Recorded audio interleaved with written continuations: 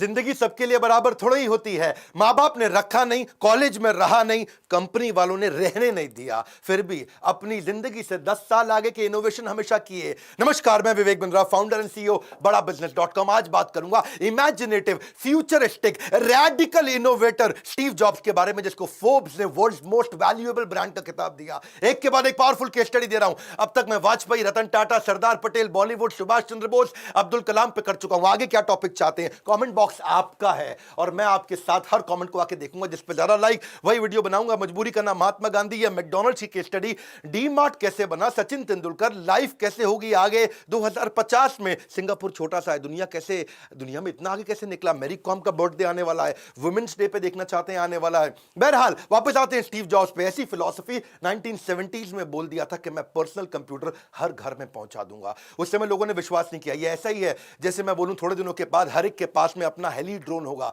यानी कि personal heli drone, helicopter जैसा ड्रोन, आप उसी मोड़ के जाओगे। हो सकता है मैं आपको बोलूं कि थोड़े दिनों के बाद पेन, डायरी, ये सब म्यूजियम में रखे जाएंगे, क्योंकि स्मार्ट हाउस, स्मार्टफोन इतना स्मार्ट हो चुका होगा कि लोग स्मार्टफोन भी यूज नहीं करेंगे।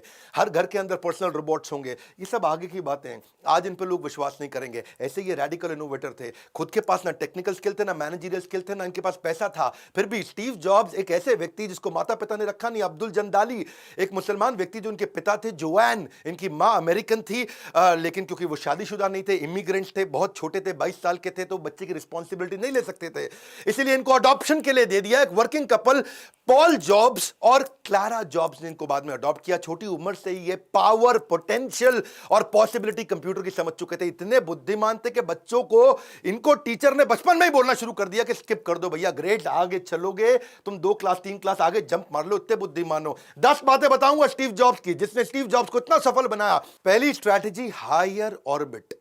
हायर ऑर्बिट क्या होता है? स्टीव जॉब्स एक आम आदमी की तरह जीवन नहीं जीते थे, हायर ऑर्बिट पर रहते थे। इमेजिनेटिव, क्रिएटिव, प्रोडक्टिव, ये एक चेतना है। शास्त्रों में बताई गई 5 तरह की चेतना होती है। आच्छादित, पत्थर जैसी, मुकुलित, पेड़ जैसी, संकुचित, पशु जैसी, विकसित, मनुष्य जैसी, पूर्ण विकसित, एक दिव्य मनुष्य जैसी। यानी कि हर व्यक्ति इन 5 में से किसी चेतनाओं में रह रहा होता है।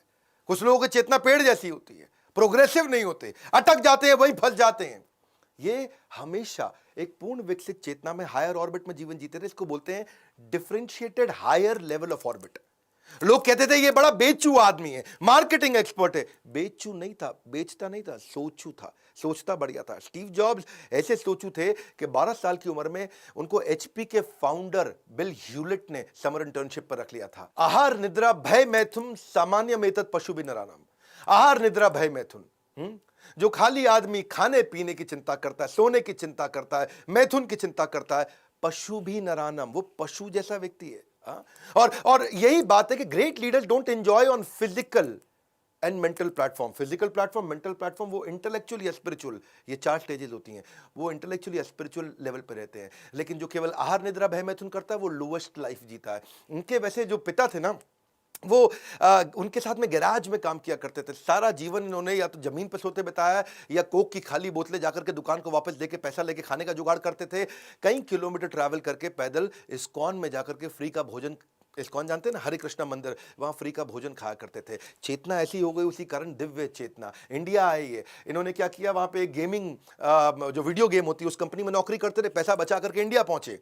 अपने गुरु की तलाश में आए, बाबा नीम करोरी के आश्रम में गए। तब तक बाबा नीम करोरी का देहांत हो चुका था। उसके बाद उन्होंने जैन और बुद्धिज्म को प्रैक्टिस किया। 7 महीने इंडिया में घूमे, बसों में दिल्ली, उत्तर प्रदेश, हिमाचल प्रदेश घूमते रहे। नॉन वेजिटेरियन छोड़ दिया, फ्रूटेरियन बन गए, खाली फ्रूट्स खाया करते थे। हेड शेव करके शिखा रख ली, ट्रेडिशनल इंडियन कपड़े, धोती कुर्ता, कुर्ता पजामा पहन के रहते थे। और स्टीव वॉजनियाक को के साथ इन्होंने अपनी फिर पार्टनरशिप की। वापस जब अमेरिका गए, शुरुआत करी, बहुत छोटी शुरुआत करी, क्योंकि इंटेलेक्चुअल और स्पिरिचुअल प्लेटफॉर्म पे थे। तो इन्होंने हमेशा से, बल्कि ये वही व्यक्ति थे जो को फाउंडर बने दुनिया की सबसे बढ़िया आईटी कंपनी के। शुरुआत में उन्होंने अपनी फोक्सवैगन इनके पास थी, उसको बेचा। इनके पार्टनर ने अपना कैलकुलेटर बेचा। उसके बाद उन्होंने शुरुआत करी, अंडरवेयर में ही कस्टमर से मिलते थे नंगे पांव, पैसा नहीं था कपड़े पहनने का। लेकिन 1981 आते आते इन्होंने रिकॉर्ड तोड़ दिए जब इन्होंने आईपीओ लॉन्च किया अमेरिका के अंदर एप्पल का। 1983 में ये अमेरिका के 500 सबसे अमीर आदमियों में आ चुके थे। यानी कि जब ये 23 साल के थे तो $1 मिलियन, 24 साल के थे तो $10 मिलियन, और 25 साल की उम्र तक $100 मिलियन कमा चुके थे। फोर्ब्स ने इनको यंगेस्ट रिचेस्ट लोगों की लिस्ट में डाल दिया। लेकिन 1983 में ये जॉन स्कली से मिले। ये जॉन स्कली की कहानी सुनिए। जॉन स्कली को उन्होंने पूछा, पेप्सी के सीईओ थे, भैया जॉन स्कली, तो जिंदगी भर चीनी का पानी बेचता रहेगा या दुनिया बदलना चाहता है? अगर चीनी का पानी बेचना तो जिंदगी भर तो जा पेप्सी में ही काम कर, वहीं का सीईओ रहे, पर दुनिया बदलना है तो एप्पल में आ जा। जॉन स्कली बोला, एप्पल में आऊंगा, मुझे दुनिया बदलनी है। वही जॉन स्कली जब एप्पल में आया, 2 साल के बाद उसी बोर्ड के अंदर अपनी ताकत को बढ़ा के बोर्ड को अपने साथ लेकर उन्होंने स्टीव जॉब्स को बाहर निकाल दिया। बहरहाल स्टीव जॉब्स की स्पिरिचुअल स्ट्रेंथ थी, इतने बड़े सेटबैक से भी उन्होंने बाउंस बैक किया, और ऐसा बाउंस बैक किया कि आने वाले समय में वापस एप्पल गया और उनके पांव छू के स्टीव जॉब्स को फिर लेकर के आया। 2001 में उन्होंने आईपॉड बनाया, 2007 में आईफोन बनाया और 2010 में उन्होंने आईपैड भी तैयार किया। एनीवे, दूसरी स्ट्रैटेजी 10 बताऊंगा, बहुत पावरफुल। दूसरी है नीटनेस इंपैक्ट परफॉर्मेंस। इनके पिता जो थे ना, वो गैराज के मैकेनिक थे, साधारण मैकेनिक थे, और उनको मशीन्स बहुत पसंद थी। ये भी पिता के साथ रहा करते थे, जो उनके पॉल, इनके पिता का नाम था, और वो हर चीज अपने हाथ से कुछ भी बना लिया करते थे। तो एक दिन वो कुछ फर्नीचर बना रहे थे और फर्नीचर जो दीवार को लगना था, उसमें पीछे की साइड पे वो नया सुंदर माइका लगा रहे थे, brand new high quality mica लगा रहे थे। स्टीव ने उनसे पूछा कि पिताजी, पीछे इतना महंगा माइका लगाने की क्या जरूरत है, वो कौन देखेगा? और पिता ने क्या जवाब दिया कि बेटा, अगर पीछे का और अंदर का हिस्सा ठीक होगा ना, और वो अगर एक बार आप अच्छे से देख लोगे और उसको ठीक कर दोगे, उसमें नीटनेस आ जाएगी, तो दुनिया को दोबारा खोल के उसको देखने की जरूरत नहीं पड़ेगी। ऐसा ही इसी फिलॉसफी ने इनकी जिंदगी बदल दी। और ऐसा ही इनकी कंपनी के अंदर भी एक बार एम्प्लॉय फोन के अंदर बैटरी को टेढ़ा लगा रहा था, और इन्होंने कहा बैटरी सीधा कर दो बेटा। तो उसने कहा कि भैया, बैटरी टेढ़ी है सीधी, अंदर खोल के कौन देखेगा?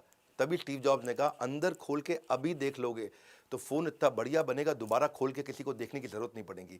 तो नीटनेस से ही परफेक्शन आता है। तीसरी strategy, less is more. Steve jobs का एक बड़ा फोकस था कि वो हर चीज को कम करने की कोशिश करते थे, सेंसरी एक्सपीरियंस देते थे। तो उन्होंने अपनी पैकेजिंग पे भी यही किया, लेस इज मोर। चीजों को कम करो, हर चीज को दिखाने बढ़ाने चमक धमक की जरूरत नहीं है, आर्टिस्टिक विजुअली अपीलिंग पैकेजिंग हमारे को करनी है। तो एप्पल ने पहली बार पैकेजिंग को चेंज किया था। इन्होंने मिनिमम यूज ऑफ कलर किया, डिजाइन को बहुत सिंपल किया, बहुत एलिगेंटली प्रेजेंट किया उसको, बॉक्स को इतना नीट एंड क्लीन किया कि every corner was very neat and clean, और केवल एसेंशियल दिखाते थे, बाकी सारे क्लटर को खत्म करना चाहते थे। स्टीव जॉब्स छोटी छोटी चीजों पर ध्यान देते थे, attention to little things and detail. उसी के कारण आज एप्पल वो है जो एप्पल है। सो ये चाहते थे कि हम आई ग्रैबिंग कलर्स और इमेजेस, चटक मटक गोविंदा मिथुन, इसकी जरूरत नहीं है हर चीज में। वैसे पता क्या, हर कंपनी के अंदर डिजाइन की टीम होती थी, लेकिन एप्पल के अंदर डब्बा खोलने की टीम बनाई उन्होंने अलग से। डिजाइन की टीम तो दुनिया में हर कंपनी के अंदर रहती है, कोई भी मोबाइल मैन्युफैक्चरिंग हो, ये एक मात्र ऐसी कंपनी थी जहां डब्बा खोलने की इन्होंने अलग से बहुत बड़ी टीम बनाई, जिसका केवल एक ही काम था कि हजारों डब्बे खोल के डब्बा खोलने का एक्सपीरियंस अच्छा करना है। डब्बे के अंदर उसको इतना आसानी से खोलें, उसके अंदर से मैनुअल फालतू आइटम हटा दें जिसकी कोई जरूरत ही नहीं पड़ती है, और हंड्रेड्स ऑफ प्रोटोटाइप बॉक्सेस को ऐसे खोलें, उसको उसका बॉक्स का शेप, उसकी एंगल, टेप कैसे लगाएंगे उस डब्बे पे, उसको भी खोल खोल करके वो एक्सपीरियंस को बिल्ड करके उसको इंप्रूव किया करते थे। तो हर चीज को उन्होंने मिनिमम किया, एसेंशियल चीजों पे ध्यान दिया, चटक मटक हटा के। अपने लोगो जो है, लोगो भी इन्होंने ऐसे ही इवॉल्व किया। उसमें एप्पल में छोटा सा एक बाइट है, वो भी इसीलिए कि ताकि चेरी या टोमेटो ना लोग समझ बैठे, उसको एप्पल ही समझें। तो लोगों को भी इतना मिनिमम कर दिया कि लोगों के नीचे से कुछ नहीं लिखा, केवल लोगो लिखा, लोगो बनाया, उसमें कंपनी का नाम हटा दिया, कोई और टैगलाइन हटा दी, और आज ये दुनिया का स्लीकेस्ट लोगो और मोस्ट रिकॉग्नाइजेबल लोगो हो चुका है। एप्पल का बस वो सिंपल सा लोगो देखते ही लोग समझ जाते हैं भैया एप्पल की आइटम है। इनके ऑफिस स्पेस, इनकी वॉल्स, इनकी शेल्फ, इनके डेस्क, वो भी सब वाइट थे, बिल्कुल नीट और क्लीन, उसको भी मिनिमम रखते थे। चौथी strategy, calligraphy, the soul of decorative mentality. आत्मा डेकोरेटिव मेंटालिटी, स्टीव जॉब्स की डेकोरेटिव मेंटालिटी। क्या मतलब हुआ इसका? कैलीग्राफी का पहले मतलब समझ लेते हैं। डेकोरेटिव हैंडराइटिंग को, सुंदर सुंदर तरीके से लिखने को, अलग अलग तरीके से उसी बात को लिखने को बोलते हैं कैलीग्राफी। ये he would change something that is already established, क्योंकि इनकी इमेजिनेटिव डिजाइन थिंकिंग बन चुकी थी, अनमैच्ड क्रिएटिव इमेजिनेशन हो चुकी थी। बचपन से ना इनका स्कूल में मन लगता था, ना कॉलेज में मन लगता था। कॉलेज छोड़ने के बाद इन्होंने कैलीग्राफी की क्लासेस ज्वाइन कर ली, जहां इनकी डेकोरेटिव मेंटालिटी बिल्ड हो गई, और उसके कारण ये परफेक्शनिस्ट भी हो गए। उस डेकोरेटिव मेंटालिटी के चलते चलते he would not settle down for 9.9 out of 10, इनको 10 आउट ऑफ 10 चाहिए था। Either he will create everything non existing और डिस्ट्रॉय एवरीथिंग एग्जिस्टिंग। एक्चुअली क्या होता है, कैलीग्राफी का मतलब होता है ability to write one thing in 100 different ways। एक ही चीज़ को 100 तरीके से कैसे लिख सकते हैं, अलग अलग सुंदर सुंदर डिज़ाइन में कैसे लिख सकते हैं। मुद्दा कहाँ है, पकड़ना मेरी बात को। मुद्दा है 100 तरीके से सोचने में एक ही चीज़ को, वो आत्मा में चला गया इनके। यानी कि एक ही प्रॉब्लम को 100 तरीके से सोच पाना, यानी कि एक ही रिक्वायरमेंट को 100 डिज़ाइंस की तरह सोच पाना, और वो कैलीग्राफी इनकी टेक्नोलॉजी में चली गई। यही हम भी सीखने का प्रयास करते हैं, अपने कंटेंट को कैसे बार बार रीडिफाइन करें, रीडिज़ाइन करें, हर बार आपको अच्छा एक्सपीरियंस दें, बढ़िया बढ़िया एनिमेशन ला करके दें। बेसिकली यही यूज़र एक्सपीरियंस है। एयरबीएनबी क्या था, कुछ भी नहीं, एक मकान को, दुकान को रेंट पे देना, ये धंधा सालों साल से चल रहा था। पर एयरबीएनबी ने अट्रैक्टिव इंटरफेस दे दिया, एक इजी टू यूज प्लेटफॉर्म दे दिया, इंटरनल रेटिंग सिस्टम दे दिया, रेवोल्यूशन हो गया। एप्पल भी कस्टमर के थॉट को समझ गया कि कंप्यूटर गंदा लगता है, अगली लगता था। 1970s 80s बता रहा हूं आपको, टेक्नोलॉजी अगली थी, बल्कि थी, अनअट्रैक्टिव था, उसको सेक्सी कैसे बना दे। देखो एक बात समझो, सुअर को लिपस्टिक लगा करके उसको खूबसूरत बनाना, ये उसी प्रकार है किसी बैड प्रोडक्ट को आप बेचना। इसी को, ये डिजाइन थिंकिंग इनकी ऐसी ही आई, बोला बैड प्रोडक्ट नहीं चाहिए, सुअर को लिपस्टिक लगा के सुंदर नहीं दिखा सकते आप। इसीलिए अच्छा चलो 5वीं स्ट्रैटेजी पे आते हैं। Innovation is about subtraction. Innovation का मतलब है चीजें कम कर दो, बहुत कम कर दो। 1997 में जब इनको वापस इंटरिम सीईओ के रूप में बुलाया गया था ना, भैया स्टीव जॉब्स वापस आ जाओ, भैया एप्पल खत्म हो गई तुम्हारे बिना, वापस आ जाओ। यही होता है, innovation distinguishes between a leader and a follower. Jobs जब वापस आए, उन्होंने देखा 350 आइटम बना रहे हैं, ये क्या मजाक बना रखा है कंपनी के अंदर, ये भी बनाएंगे हम, वो भी बनाएंगे हम, ऐसा भी बनाएंगे, वैसा भी बनाएंगे। स्टीव जॉब का भाई हम सब कुछ बना रहे हैं। बोला shut up, stop it right now, minimalistic हो जाओ। 350 चीजों में से 340 इन्होंने हटा दी, डेटा को स्टडी किया और केवल 10 चीजों पर फोकस किया। Products had become redundant, outdated, और बहुत एक्सपेंसिव पड़ता था प्रोडक्शन कॉस्ट को, वो नहीं प्रोड्यूस कर पाते थे क्योंकि फालतू चीजें बहुत ज्यादा कर दी। स्टीव जॉब्स एक मापदंड बन चुके थे क्वालिटी के। ये था स्टीव जॉब्स का nature, focusing on just handful things and venture rather than hundreds of them, excellence in quality.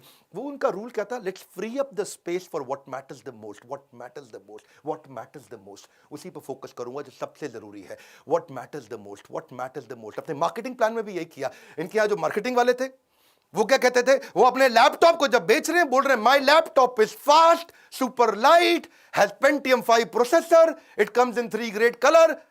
Steve Jobs बोला व्हाट नॉनसेंस, शट अप, ये सब नहीं चाहिए। When you talk to many things your message gets missed, समझ ही नहीं आएगा लोगों को तुम बोल क्या रहे हो, इतनी सारी बातें बोल रहे हो। स्टीव जॉब्स ने कहा एक लाइन बोलो, गेम चेंज करो, the world's thinnest notebook, that's it.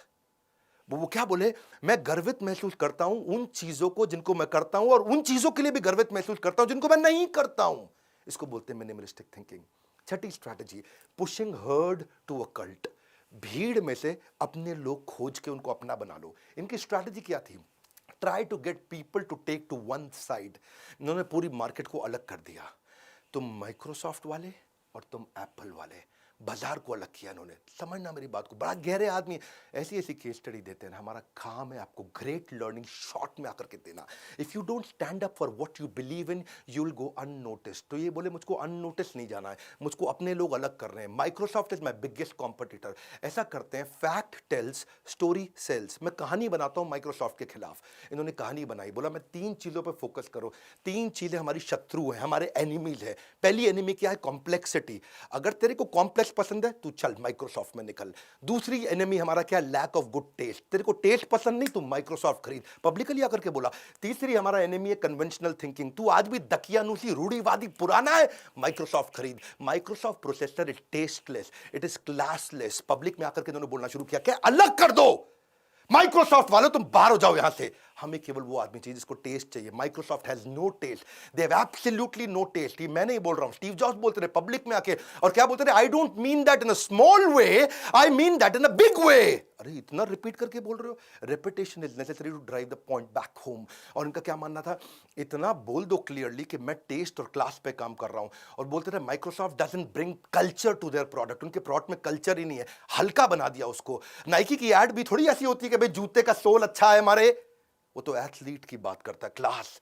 तो ये क्या कहते थे, get attention by communicating the dreams that your customer aspires to live.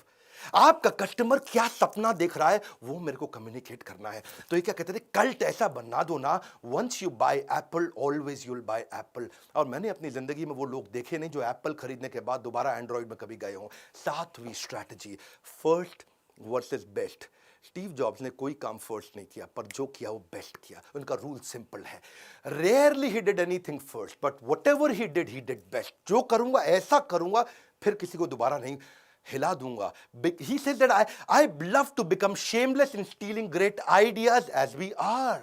बोले हर एक का बेस्ट आइडिया उठाऊंगा, लेकिन जब बनाऊंगा तो पूरे बाजार को हिला दूंगा। उसने रीडिजाइन किए, रीमार्केट किए बहुत सारे हजारों ऐसी आइडियाज को जो पहले से थे। MP3 प्लेयर पहले से बिक रहा था, स्मार्टफोन पहले से बिक रहा था, टैबलेट कंप्यूटर पहले से बिक रहे थे, लेकिन इसने यूजर एक्सपीरियंस को, नेविगेबिलिटी को, कि कैसे नेविगेट करेंगे उस मोबाइल में, मोबाइल का वेट कैसा रहेगा, पैकेजिंग, डिस्ट्रीब्यूशन चैनल, उसके डिजाइन कैसे रहेंगे, कंज्यूमर का फीडबैक सुन सुन के इसने बनाया। क्या कहते थे, वी डोंट डू फाइन, हम फाइन काम नहीं करते। 10 out of 10, we don't accept things the way they are, we don't stop innovating। बोले we have raised the bar, hey come on, we've raised the bar। 8वीं strategy, aspiration is valuation. यानी कि अगर consumer के दिमाग में अपनी aspiration build कर दूं ना, मेरी कंपनी की वैल्यूएशन अपने आप आ जाएगी। ज्यादा माल नहीं बेचना है, एस्पिरेशन क्रिएट करना है। एप्पल सबसे ज्यादा फोन बेचता है, शट अप, बिल्कुल नहीं। एस्पिरेशन क्रिएट कर दिया, ब्रांड की वैल्यूएशन अपने आप आ गई। इनका फोकस क्या था, एक ऐसा सेंसेशन का यूनिवर्स क्रिएट कर दूं, एक ऐसा एक्सपीरियंस का यूनिवर्स क्रिएट कर दूं। ये एनालाइज करते थे कि कैसा फील करता है कंज्यूमर मेरा मोबाइल खरीदते वक्त। ये ड्रीम को, एक सपने को पैकेज करना चाहते थे, एक्सपीरियंस को पैकेज करना चाहते थे। इन्होंने एक सोशल स्टेटस बनाने का कोशिश किया, इतना एस्पिरेशनल किया। जैक मा, स्टीव जॉब्स, किसी को टेक्नोलॉजी नहीं आती थी, लेकिन ये कंज्यूमर को समझते थे। They could not double click the real meaning of technology. इनका जो पार्टनर था ना दूसरा, एक स्टीव जॉब्स, एक स्टीव वॉजनियाक, दोनों के स्टीव्स का सी अलग था। पहले वाले स्टीव जॉब्स, उसका सी था कंज्यूमर कंज्यूमर कंज्यूमर, और वॉजनियाक क्या था, कोडिंग कंप्यूटर एंड सर्किट। वो कोडिंग कंप्यूटर सर्किट पे काम करता है, ये कंज्यूमर वाले सी पे काम करता है। दोनों का फोकस था अपना अपना। ऐसे ही दोनों पार्टनर ने धंधा चलाया। वो क्या, वो कंप्यूटर पे लगा रहता था, ये कंज्यूमर पे लगा रहता था। Great leaders build their great business not by understanding technology but by understanding the consumer. क्या चाहता है मेरा कस्टमर, उसके दिमाग में घुस जाओ, उसकी आत्मा में घुस जाओ, उसकी आत्मा के साथ कैसे मैं वो वननेस बिल्ड कर सकूं। सी पता है क्या है, ये ऐसा इंटेलिजेंट आदमी था। It's not about fooling people, it's about convincing them that you need this even if you don't need this. Wow, that's amazing यार, क्या आदमी है, मैं खुद ही एक्साइटेड हो रहा हूं। तेरे को ये चीज चाहिए है, अगर नहीं चाहिए तो भी चाहिए। ये था स्टीव जॉब्स। इन्होंने बोरिंग कंप्यूटर को इतना सेक्सी बना दिया कि लोग लाइन में खड़े होकर के खरीदने आते थे। इन्होंने एडिक्शन बिल्ड कर दिया उस एक्सपीरियंस में कि वो एडिक्शन एग्जिट बैरियर बन गया। सिंपल है भैया, social status, social currency, we have raised the bar, we have raised the bar. That is what is Apple. ये क्या कहते थे, एस्पिरेशन बिल्ड कर दोगे ना तो कंज्यूमर एडवोकेट बन जाएगा। और ये चाहते थे कि मेरा कंज्यूमर रेकमेंड करे मेरे को। तनख्वाह नहीं दूंगा तुझको मैं कस्टमर, पर रेकमेंड करेगा तू मुझको। आज भी एप्पल का यूजर एप्पल ही रेकमेंड करता है, चाहे कुछ भी हो। उसमें सारे फीचर नहीं चलते फिर भी एप्पल खरीदता है, उसमें सारी ऐप्स नहीं चलती फिर भी एप्पल खरीदता है। कैसे कल्ट बना दिया। एप्पल यूज करने वाले लोग बोलते हैं कुछ नहीं चलता इसमें, फिर भी एप्पल यूज करता है और दूसरों को बोलता भी है। ऐसा ही ये चाहते हैं कि वो एडवोकेट भी बन जाए, मेरा कस्टमर ही मेरा स्पॉन्सर भी बन जाए, मेरा कस्टमर ही मेरा फैन भी बन जाए। हार्ले डेविडसन की तरह डिस्काउंट में कभी देता नहीं, कभी दूंगा नहीं, और क्योंकि डिस्काउंट दूंगा तो कस्टमर का ट्रस्ट कम हो जाएगा। एप्पल चाहता था ब्रांड की पावर बिल्ड करूं, इससे उसकी वैल्यूएशन आई। मेरी बात समझना, डिस्काउंट किल्स दी वैल्यूएशन। और यही कारण था फास्टेस्ट पहली $1 ट्रिलियन कंपनी दुनिया की एप्पल बना, और उसके बाद $2 ट्रिलियन कंपनी भी एप्पल ही बना। ये माइक्रोसॉफ्ट, ये गूगल, ये अमेज़न, ये फेसबुक, ये बर्कशायर हैथवे, वॉरेन बफे वाली, ये सब तो बाद में पीछे आई। वॉरेन बफे पे देखनी है केस स्टडी, कमेंट बॉक्स तो आप ही का है ना, आओ कम्युनिकेट करेंगे। 9वीं स्ट्रैटेजी थोड़ी गहरी है, पकड़ना। People without passion are poison. क्या बोलते हैं यार, क्या आदमी, people without passion are poison. वो जहर की तरह होते हैं वो लोग। ये लोगों के मामले में ये थोड़े अलग ही टाइप के व्यक्ति, मैंने बोला ना हायर ऑर्बिट वाले हैं। हाँ, ये क्या कहते हैं, जब एग्जॉस्टिंग आवर्स हैं, जब आप थक जाते हो, कंटिन्यूअस सेटबैक आते हैं, एक ही चीज आपको बचा सकती है, वो आपका passion for what you do. जब आपके पास passion for what you do है तो आप थकान नहीं होते, then you not tired, you are inspired. हाँ, your chief inspiration officer. See, जो आपका काम है ना, वो आपकी जिंदगी का सबसे बड़ा हिस्सा है। स्टीव जॉब्स क्या कहते हैं, your work is going to fill the largest part of your life. जो आपका काम है जिंदगी का सबसे बड़ा हिस्सा है, और उसी में अगर आप सेटिस्फाइड नहीं हो तो आप जिंदगी में कभी सेटिस्फाइड नहीं हो सकते। रूल क्या है, जो जिंदगी का सबसे बड़ा हिस्सा है, जो आपका काम है, उसको वही काम पकड़ो जिसमें आपका पैशन हो। ये ना नो नॉनसेंस बॉस थे, इनको नॉनसेंस पसंद नहीं है। एक्सट्रीमली फोकस्ड, भयंकर फोकस्ड। अपने कमरे के अंदर भी कुछ नहीं रखते, खाली सफेद दीवारें हैं आसपास। बोला नीटनेस चाहिए, कंप्लीट फोकस चाहिए। हाई टेम्पर के आदमी थे, काम ऐसा चाहिए जो कंज्यूमर के हिसाब से हो। जरूरत पड़ती है 2 मिनट में आदमी को निकाल देते, is a difficult boss to work with. सबसे जल्दी फायर करते थे लोगों को ये। ये क्या कहते थे, जो पुराने लोग हैं अगर वो ग्रो नहीं कर रहे हैं तो साफ बोल देते थे, company outgrew them. It's not my job to be nice to people, it's my job to make them better. कठोर, बहुत कठोर है। ये मेरा काम नहीं है कि मैं लोगों के साथ अच्छा बर्ताव करता रहूं, मेरा काम है कि मैं लोगों को अच्छा बनाऊं। हाँ, और एक दफा तो इनकी लाइफ में एक बहुत जबरदस्त प्रोग्रामर था उस शहर का, सिलिकॉन वैली का सबसे बढ़िया प्रोग्रामर था, पर उसे क्या बोले, even if you are the best programmer but if you don't share my vision then get lost. बहुत इंपॉर्टेंट है इनके लिए कि विजन शेयर करें। अगर आपका स्टार्टअप है, बिजनेस है, वो विजन शेयर कराना चाहते हो आप लोगों को, वो कैसे विजन शेयर करें आप सीखिएगा हमसे। हम बहुत सारे पावरफुल कोर्सेज इसी तरह के लेके आए कि आप कैसे वो कंबाइंड विजन को बिल्ड करके लोग भी ऐसे फायर्ड अप हो जाए। आग सीने में लगानी है, पीछे नहीं, पीछे लगाओगे तो जल जाएगा। 10वीं strategy, stay hungry stay foolish. ये तो भाई ये मैं जीवन में ऐसे उतारता हूँ, उसको रोज अपने आप से पूछता भी हूँ। पहले थोड़ा मतलब समझ लेते हैं। स्टे हंग्री, लर्निंग की भूख होनी चाहिए। स्टे फुलिश, अपने आप को इतना मूर्ख मान लो कि जब कोई ज्ञान मिल रहा हो तो उसको रजिस्टर कर सको। ये बहुत गहरे हैं 2 शब्द। इस पे तो किताबें लिखी जा चुकी हैं, बहुत बार सुन चुके हैं, शायद आपने भी सुना होगा, लेकिन क्या अपना पाए इसको? वो भूख लर्निंग की है कि नहीं है? मैं अपने आप से शाम को पूछ भी लेता हूँ, क्या मैं आज इतना हंग्री था लर्निंग के लिए? क्या मैं इतना मूर्ख था कि मैं जल्दी से लर्निंग को रजिस्टर कर सकूँ? ये मुझको आता है, ये मुझको आता है, IKB syndrome, I know better syndrome, मुझे पहले से मालूम है, मैं सब जानता हूँ। ये यही सारी दिक्कत आती है। और ये continuous learning is at least the minimum requirement for success in any field. सबसे छोटी रिक्वायरमेंट क्या है? Continuous learning. देखो हमने भी क्या किया ना, हमने यही फोकस करने का प्रयास किया, नॉलेज ओरिएंटेड लर्निंग या action oriented learning. Knowledge oriented learning तो आपको किसी भी conventional classroom based theoretical approach में किसी कॉलेज यूनिवर्सिटी में मिल जाएगी, लेकिन चाहिए क्या आपको ग्रोथ के लिए? Action oriented learning. Everything about entrepreneurship में वही दिया। वैसे एक बात बताऊं, मैं वो हलवाई हूं जो केवल अपनी दुकान की मिठाई खाता हूं। हाँ मैं केवल अपनी दुकान की मिठाई खाता हूं। मैं इधर उधर आप माल भी ऐसा बनाओ ना, मिठाई भी ऐसी बनाओ जो अपने बच्चों को खिला सकते हो। अगर बच्चों को खिलाने लायक मिठाई नहीं बनाई तो दुनिया में आपको बेचने का भी अधिकार नहीं है। वही स्टीव जॉब्स करते थे कि मैं वो प्रोडक्ट बनाऊं जिसको मैं खुद इस्तेमाल करने में प्राउड फील करूं। इसीलिए मैं आज वही कोर्सेज बनाता हूं जिसको मैं खुद कंज्यूम करना चाहता हूं। वही हमारे एवरीथिंग अबाउट एंटरप्रेन्योरशिप का मॉडल। आपको एक बात बोलूं, अगर आप भी कोई स्टार्टअप बिल्ड करना चाहते हो, एक सिंपल प्रोसेस क्या है, IBC ज्वाइन कर लो। IBC ज्वाइन करने से आप कम से कम 1 साल IBC की तरह काम कर लो। हमने ट्रेनिंग्स को कहीं गुना बढ़ा दिया अपने IBC के। जो सीरियस है ना कोई भी बिजनेस करने के लिए, 1 साल IBC करो, पैसा भी नहीं लगेगा, आपको पैसा वापस भी मिलेगा, थोड़ा कमा भी लोगे आप हमारे साथ अच्छे से, और इतना लर्न कर लोगे कि उसके बाद जब स्टार्टअप में आओगे तो कोई हरा नहीं पाएगा। बोर्ड लाइन नंबर पे फोन करके पता लगाओ कि भाई मैं भी, ये क्या होता है IBC, एवरीथिंग अबाउट एंटरप्रेन्योरशिप क्या है, मैं कैसे ग्रो कर सकता हूँ। इस वीडियो को शेयर करना चाहोगे आप? हाँ, क्या आप लोगों को इंस्पायर करना चाहोगे? ऐसा आदमी जो यूनिवर्स में डेंट मारने आया था, ऐसा आदमी जो साधारण काम नहीं करता, पेप्सी का CEO को भी ऐसे बोला ना, चीनी वाला पानी बेचेगा या दुनिया बदलेगा। लाइक करके उत्साह इसलिए बढ़ा दीजिए क्योंकि बहुत मेहनत करता हूँ ये फ्री वीडियोस आपको देने में। कमेंट बॉक्स तो मेरा और आपका है, आइए नीचे बात करते हैं, जिस पे ज्यादा लाइक आएंगे वही वीडियो हम आपके साथ दोबारा बनाएंगे। हमारे साथ जुड़े रहने के लिए, इस वीडियो को शेयर करने के लिए, अगर नए आए हैं तो सब्सक्राइब करके बेल आइकॉन हिट करने के लिए आप सबका हृदय की गहराई से मुस्कुराहट के साथ बहुत बहुत धन्यवाद।